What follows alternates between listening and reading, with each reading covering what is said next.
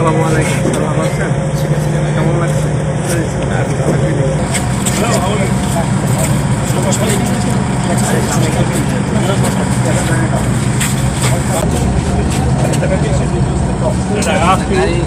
I asked you, did you pay money? Right. Are you sure? I'm sure logic, sir. I know this job. When I saw you, I saw this is Punjab.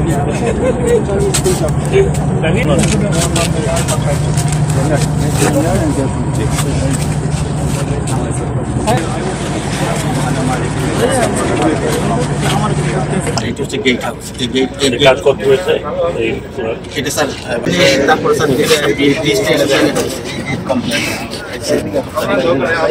আমাদের এই কয়টাতে container থাকবে, এটা হচ্ছে research container, পচনশীল দ্রব্য এখানে রাখতে হবে এখানে। তো কতখানি লাভবান হবে সেটা এখন বলা মুশকিল, কারণ এখন পর্যন্ত যে খরচ করা হয়েছে সেটার ধারে কাছেও আসেনি, খুব কম। তবে এই অঞ্চলে এই পোর্টটির কারণে প্রথমত আপনারা দেখছেন যে একটা পরিবর্তন আসছে, ইকোনমিক পরিবর্তন আসছে। একই সাথে আপনার এখন যেটা বাকি আছে সেটা হলো এই পোর্টকে সার্ভাইভ করতে হলে কানেক্টিভিটি, তার মানে 6 লেনের রাস্তা দরকার ভাঙ্গা পর্যন্ত, ভাঙ্গার থেকে অনওয়ার্ড। এবং প্রজেক্টে আছে যে পদ্মার মধ্যে দিয়ে যে রেলওয়ে লাইনটা বানানো হয়েছে সেই রেলওয়ে লাইনটা আসতে হবে।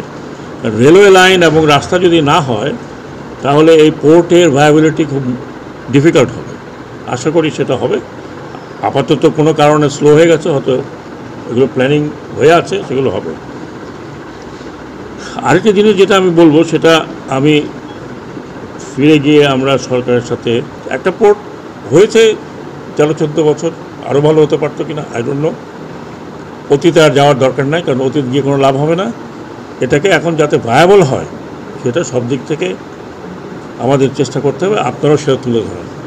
আর এখানে কোনো রাগঢাক নেই যে আমি আপনাদেরকে ঢেকে ঢেকে বলছি, মোটেও না। আপনি খুঁজে নিয়ে দেখেন what I will said, whatever fact is giving to me. একটা পার্সেন্টেজ এই পোর্টে নিয়ে আসা, আমরা যদি সেইটা নিয়ে আসতে পারি 20%, 25% যাইতেই হোক, তাহলে ওই যে চিটাগং পোর্টের উপরে খুব বেশি প্রেশার, বাংলার উপরে অলসো কিছু প্রেশার, সেটা কিন্তু কমবে।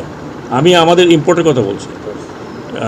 আমরা যেগুলো সরকারিভাবে খাদ্যশস্য ইম্পোর্ট করছি, ডিস্ট্রিবিউশন করার কথা, আমরা যে গাড়িগুলো ইম্পোর্ট করছি, সার ইম্পোর্ট করছি, এই অঞ্চলের জন্য যে সারগুলো থাকা দরকার, অনেক সময় আমরা ফুড গ্রেন আনি, চাউল আনি, সেগুলো সেই চিটাগং থেকে আবার এদিকে আসতে হয়।